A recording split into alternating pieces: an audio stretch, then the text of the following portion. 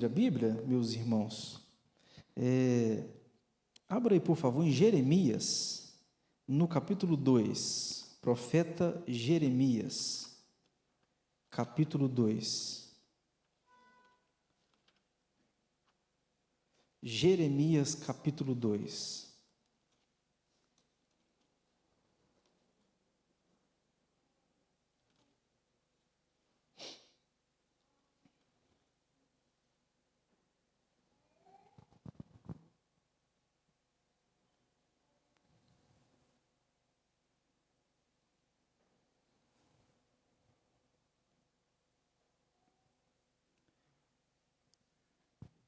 Encontrou? Jeremias capítulo 2, versos de 1 a 3.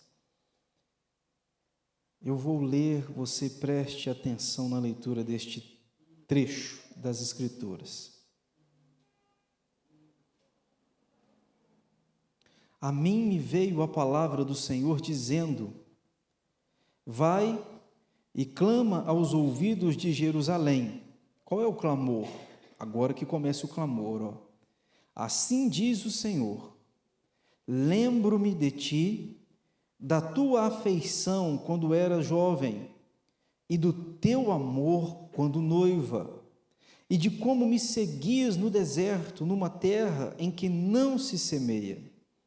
Então Israel era consagrado ao Senhor, e era as primícias da sua colheita. Todos os que o devoraram se faziam culpados, o mal vinha sobre eles, diz o Senhor. Irmãos, eu queria conversar com você sobre esse tema: o que Deus espera de nós? O que Deus espera de mim e de você? É claro que Deus espera inúmeras outras coisas além daquelas que vou falar agora.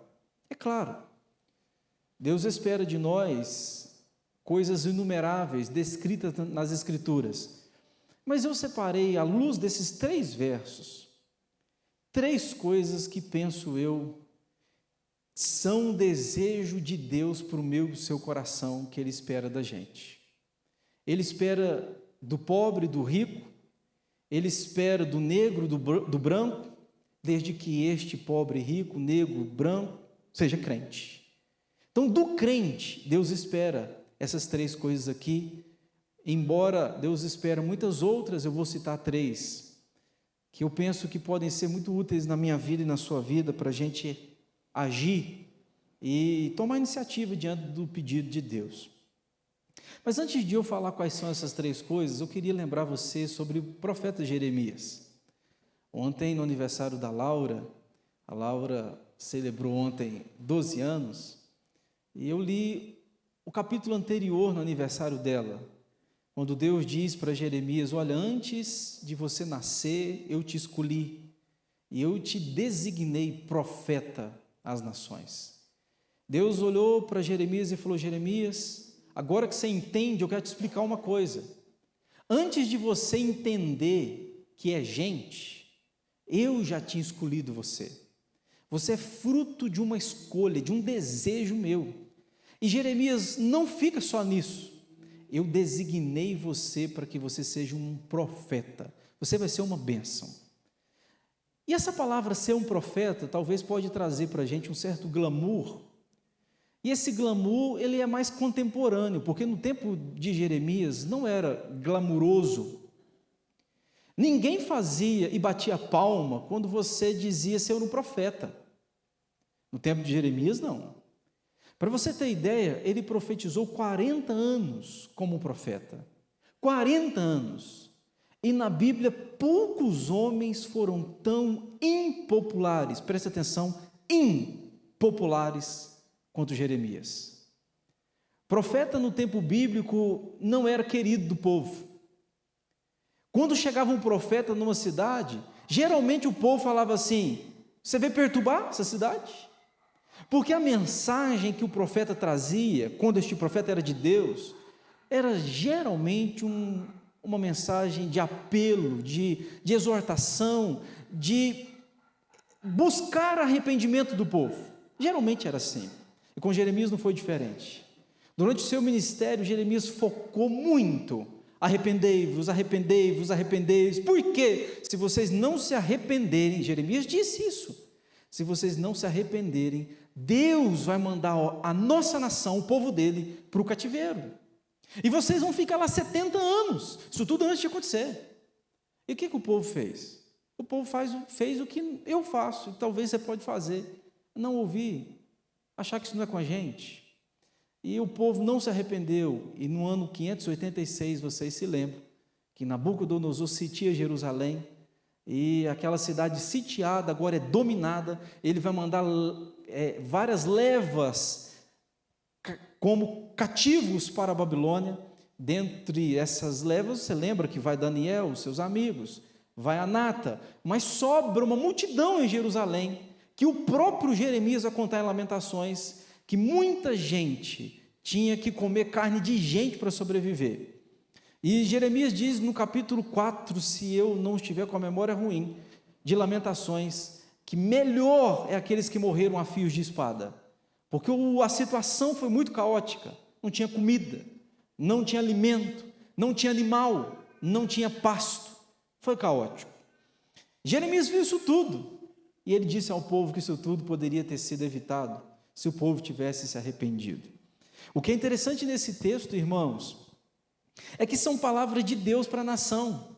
Nós estamos no capítulo 2, o capítulo 1 acabou de fechar, e no capítulo 2, Deus vai falar algumas coisas aqui, que é desejo dele para o povo de Israel. Quais são esses três desejos, pastor, que Deus tem para a minha vida, o que Ele espera da minha vida e espera da nossa vida? Primeira verdade que eu vejo nesse texto, irmãos, é que Deus espera que o meu e o seu relacionamento com Ele volte a ser como era antes. Se você perceber, o verso 2 diz assim: assim diz o Senhor, lembro de ti, da tua afeição quando era jovem, e do teu amor quando noiva. Deus está dizendo o seguinte: Israel, eu queria que o nosso relacionamento pudesse voltar no tempo. Eu tenho saudade daquele relacionamento íntimo que a gente tinha, e que foi perdido.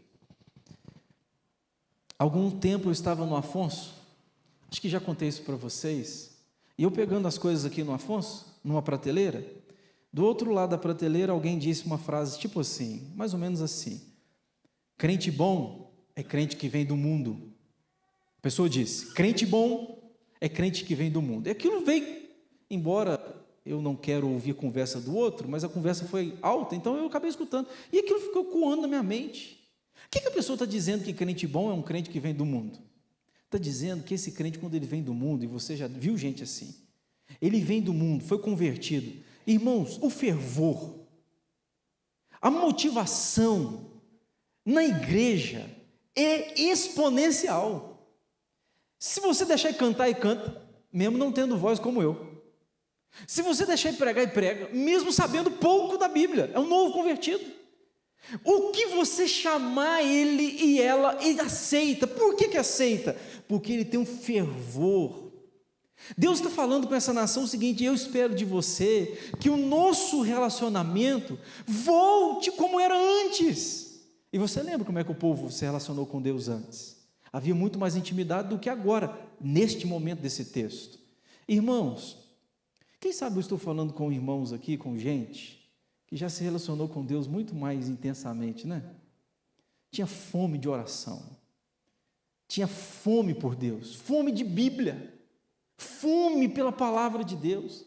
Eu não sei se você já passou por isso, mas eu gostaria que você não tivesse passado por isso, e se passou, você pudesse voltar no coração assim, aquele desejo por, deixa eu me retirar no secreto, eu fechar a porta do meu quarto, buscar o meu pai em secreto, e em secreto ter a convicção de que ele vai me recompensar. Esse relacionamento, sabe, que no decorrer da nossa existência a gente pode ir perdendo, a gente pode ir se esfriando, e de repente eu viro um profissional da fé. Tem um livro muito bom, se você quiser ler um livro bom, você pode ler esse livro. Irmãos, o título do livro é esse: Irmãos, Não somos profissionais, de John Piper. Irmãos, não somos profissionais. Ele escreveu esse livro em 2006. Eu li esse livro em 2010 no seminário. Irmãos, não somos profissionais. Só o primeiro capítulo já pagou o que você, já te devolveu o que você investiu no livro. John Piper disse o seguinte, que no decorrer do tempo a gente pode acostumar a ser crente. E a gente pode se acostumar com Deus. E aí eu já não tenho mais aquele desejo intenso, aquele fervor, aquela busca que eu tinha de antes. Isso vai se apagando, vai esfriando. E aí eu paro de orar, eu paro de ler a Bíblia, e o que eu começo? A John Piper disse que a gente entra num segundo estágio, a gente adota a profissão da crítica e da reclamação. Ao invés de clamar, eu passo a reclamar. Eu troco, antes eu clamava, agora eu passo a reclamar. Se você perceber, a gente está sujeito a isso, eu estou. Com o tempo de vida cristã, a gente vai abandonando esse fervor e a gente começa a reclamar. Aí reclama da igreja, do irmão, reclama do vizinho, reclama do sol, da chuva, reclama de tudo e de todos. Mas o que está acontecendo aí? Você não percebeu? É que o relacionamento se esfriou. Eu gosto de ver um casal quando está começando o namoro. Não tem coisa mais gostosa, fala a verdade. Quando está começando o namoro, é uma fase assim, que devia dar pause na vida da gente, para aquilo ali ficar. Tão bom que é. O casal quando está namorando, às vezes ele tem um ambiente, um som alto, ele gruda um no outro assim, ele fala no pé do ouvido, né? Ninguém escuta, mas o namorado, a namorada escuta, cochicho, porque está tão junto, é um relacionamento tão gostoso, próximo, que a gente escuta o sussurrar do outro, a preocupação com o outro. Eu, quando namorava, a gente não tinha WhatsApp, né? No meu tempo, na maioria de vocês aqui, não existia o WhatsApp. Mas que coisa boa era quando a gente conseguia falar 2 minutos, 3 minutos no telefone. No meu tempo, a Crícia tinha um bônus no celular, que dava para ela 20 minutos de ligação, porque tinha que ligar daqui para BH, eu estava em BH. 20 minutos, e 20 minutos era assim, ó. Ela falava comigo, meu bem, apitou. Porque quando começava a querer cair, apitava. Meu bem apitou, falava, não é possível, essa Clara não gosta de mim. Mas é o relacionamento. Aí pode ser que depois de um tempo, você já não suporta o outro falando mais. Não é assim? Isso na vida conjugal, no relacionamento entre humanos, você imagina que isso também se aplica no relacionamento com Deus. No início o fervor, depois a irritação, o cansaço. Volte a esse relacionamento, irmão. Volte a andar com Deus, ore mais, sabe? Volte a orar, volte a ler a Bíblia. Você podia desafiar você a ler um livro. A gente tem tempo para tantas coisas. Você podia reacender a chama, reaquecer no peito esse fervor por Deus, esse amor. Eu quero te dizer que você pode ter vivido tempos extraordinários com Deus, mas eu posso te garantir que se você buscar a Deus, aquilo que você viveu é pouco perto do que você pode viver com Deus. Deus tem muito mais para nós. Mas o que Deus requer de nós? Segundo, eu vejo nesse texto, segundo lugar, que seu amor por Ele seja igual ao do primeiro amor. Se você percebeu, o verso 2 diz assim, lembro-me de ti, da tua afeição quando era jovem e do teu amor quando noiva. É Deus falando para a nação, por boca do profeta, gente, eu lembro do teu amor inicial. Tem uma passagem na Bíblia que a gente pode ilustrar, né? Lembra quando, em Apocalipse, deixa eu ver se eu citei o texto, Apocalipse capítulo 2, no verso 2, diz assim, conheço as tuas obras, tanto o teu labor como a tua perseverança, e que não pode suportar homens maus, e que puseste à prova os que a si mesmos se declaram apóstolos não são, os achaste mentirosos. Aí no verso 4 diz, tenho porém contra ti que abandonaste o teu primeiro amor. Tenho contra ti que você abandonou o primeiro amor. Irmãos, é uma carta para uma igreja. Já pensou nisso? É Deus falando com a igreja, então é o Senhor Jesus noivo falando para a noiva, você abandonou o primeiro amor. É duro isso aqui. A Bíblia começa traçando elogios, mas daqui a pouco fala, eu tenho contra você que você abandonou o primeiro amor. Amados irmãos, nós precisamos resgatar esse primeiro amor. Esse primeiro amor que faz o coração da gente pulsar. Eu há um tempo preguei aqui e disse a vocês, irmãos, a gente precisa de chorar com Deus. Hoje a gente está chorando porque não conseguimos pagar uma conta, um sonho não foi realizado, isso tudo faz a gente chorar, mas a gente não chora mais com a presença de Deus. Chorar com a presença de Deus é você a sós, com o Pai. Você fala, Deus, eu preciso do Senhor, o Senhor é tudo que eu tenho. E você sentir tanta presença de Deus invadir aquele quarto, aquele ambiente que você está, e os seus olhos descem lágrimas, só pela presença do Eterno. É o primeiro amor, que faz você querer cantar na igreja, pregar na igreja, faz você, não, vamos lavar chão, eu estou aqui para lavar chão. Irmãos, eu mandei um vídeo há pouco tempo para o presbítero Lenilson, acho que mandei para alguns outros aqui da igreja também, de um pastor que contou um testemunho engraçado, de um zelador, que vinha na igreja, limpava a igreja, fechava a igreja, limpava a igreja, fechava a igreja. O pastor ficou curioso com aquilo dali e falou assim, daqui a pouco esse irmão vai processar a igreja não paga nada a ele, ele vem fazer tudo de graça. E um dia o pastor, curioso, retrucou, irmão, você está fazendo tudo de graça, você vai pôr a igreja na justiça? Não. Aí o rapaz disse, eu faço porque eu amo tanto meu Senhor, que eu quero passar o resto da minha vida o servindo, me permita servir. Irmãos, a gente precisa ter esse desejo. E eu não falo de você, eu estou falando de mim. Para você saber dessa história, talvez alguns não saibam. Eu já fui tão, assim, aquecido por Deus, amor, que eu tinha lá os meus 13 anos, eu sempre gostei muito dessa área de computador, entendo um pouquinho, o suficiente para eu me virar ali, né? E a segunda igreja, eu era membro da segunda igreja, eu cheguei para o pastor e falei assim, pastor, eu quero trabalhar na secretaria da igreja, e eu trabalho de graça. E naquele tempo, o conselho não tinha secretário, eu comecei a trabalhar na secretaria da igreja de graça, e eu cumpri horário, de 8 às 11, de 1 às 4, era como se fosse um funcionário, recebia nada. O conselho ficou até meio invocado com aquele negócio. Aí depois de um tempo contratou um secretário, que foi até o Sidney Tavares Mendonça. O Sidney começou a trabalhar na secretaria da igreja. Eu lembro do Maxwell. O Maxwell hoje está um homem, naquele tempo menininho.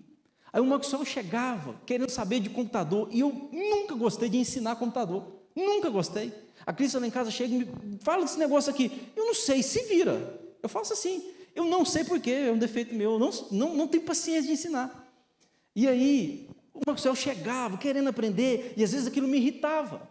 Eu ia para a escola, na escola eles diziam assim, ali, Alexandre, é pior do que relógio, porque nem relógio trabalha de graça, o Alexandre trabalha de graça. Pois é, estou mostrando para você o seguinte, por que eu fazia isso? Por causa do amor por Deus, você entende? É o desejo de querer ser útil, o desejo de, Deus, eu recebi tanto do Senhor, eu tenho que fazer alguma coisa, eu faço de graça. Aí eu trabalhei ali por volta de um ano e pouquinho, e eu parei de trabalhar depois que eu fiquei muito triste comigo mesmo. A segunda igreja tinha um cadastro de membros no computador, é um programa chamado Visual Igrejas, todos os membros daqui estavam cadastrados, aí eu não sei o que eu fiz, que eu apaguei tudo, na época a igreja tinha 400 membros, aí o pastor falou assim, você apagou? Agora você vai cadastrar.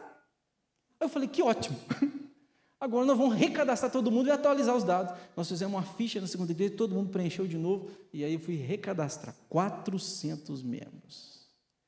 Aí eu falei assim, eu acho que eu não entendo muito de computador não, eu vou sair desse negócio. Aí depois eu comecei a trabalhar na padaria, mas enfim, deixa eu dizer para você, restaura o teu amor pelo Senhor. Você precisa de restaurar o amor pelo Senhor, aquele fervor. Eu vou usar a palavra paixão, mas não é paixão, porque paixão é um negócio que passa. Mas eu quero dizer compaixão é aquele entusiasmo, aquele fervor assim, que faz você ser diferente. O que Deus espera da gente? Que o nosso amor por Ele volte igualzinho ao primeiro amor. Quando voltar, essa chama não vai se apagar, no nome de Jesus. Mas por último, eu vejo nesse texto, o que Deus espera de nós? Que a sua vida, a minha vida, esteja no altar. O verso 3 diz assim, então Israel era consagrado ao Senhor. Sabe o que é a palavra hebraica aqui de consagrar? A ideia de separação. É que Deus tinha essa nação como um povo à parte. Você imagina Deus olhar para uma multidão e está todo mundo igual, mas tem um povo que Deus colocou do lado e falou assim: não, esse aqui é meu. Esse povo aqui o trata diferente, o relacionamento é diferente. É o que Deus está falando com a nação no verso 3. Israel era consagrado ao Senhor. Irmãos, nossa vida precisa estar no altar. A nossa vida precisa de estar no altar. E estar no altar é estar aos pés, estar na vontade, fazer o que Deus quer que a gente faça. É isso que significa estar no altar de Deus. Algumas igrejas adotam a gente falar assim, semanalmente tem a família no altar, né? Família no altar, vamos orar. O que você está dizendo com isso? Você está dando uma atenção para aquela família durante aquela semana. O Senhor Deus espera de mim e de você que a nossa vida esteja no altar, que a minha vida e a sua vida estejam no altar. E quem está no altar não para falar de bobagem. Quem está no altar não para fofocar. Quem está no altar não para mentir. Quem está no altar não para ver, ouvir coisas que Deus não veria e não ouviria. Quem está no altar, não. Você entende? A gente precisa, sim, de colocar a nossa vida no altar do Senhor. E eu vou partir para a conclusão, dizer para você o seguinte: quem sabe eu estou falando com gente aqui que acostumou com Deus, como o John Piper está virando um profissional da fé, sabe de Deus, entendeu o Evangelho, mas o coração não mais palpita, sabe? Não tem aquela chama acesa, não arde no peito. Eu queria desafiar você a voltar ao relacionamento. É como Isaías diz: Senhor, eu preciso do Senhor e do Senhor somente. É como o profeta orou: Deus, rasga os céus e desça sobre nós. É o desejo por Deus, sabe? É o desejo do salmista no Salmo 42, assim como suspira a corça pelas correntes das águas, assim por ti, ó Deus, suspira a minha alma. Ele está dizendo: eu tenho tanta sede de ti, que eu me comparo a esses exemplos que eu citei. Eu tenho fome, eu tenho sede. Irmãos, que Deus levante um povo, e esse povo seja nós. Não tenha sede apenas por coisas mundanas, mas que a gente tenha sede por coisas eternas. Quando a gente fala de eterno, a gente tem que falar de Deus. Que o nosso coração tenha fome e sede dele. Eu venho para o culto, por quê? Por causa de Deus. Eu canto na igreja, eu canto por quê? Por causa de Deus. Por que você faz o que faz? Por que você trabalha no que trabalha? Por que você serve no que serve? Eu sirvo, eu faço, eu trabalho por causa de Deus. Eu o amo tanto que eu quero servi-lo. A gente lá em casa está fazendo um devocional com o Ravi, aí sempre na hora da oração eu falo para ele falar algumas coisas que são comuns. Eu digo para ele perdoar pecados: Deus, perdoe meus pecados. Eu postei um vídeo na internet, aí alguém falou assim: criança não tem pecado. Eu falei: só se for o seu. Que o meu, Salmo 51:5, eu nasci na iniquidade e em pecado concebeu minha mãe. Romanos, todos pecaram e destituídos estão da glória de Deus. Então está falando de todo mundo, inclusive do meu filho e de mim, ué. Então eu estou ensinando ele a confessar pecado, e aí eu ensino ele a pedir a Deus para ajudá-lo a servir, e eu ensino ele a pedir a Deus para ensiná-lo a amá-lo. Aí eu falo assim: Papai do céu, me ajude a te amar. Me ajude a te amar, porque quem ama a Deus vai servir a Deus. Quem ama a Deus vai ter esse fervor. Por isso que a Bíblia está dizendo: põe sua vida no altar, volte ao primeiro amor, que a sua vida vai mudar. Vamos ficar em pé?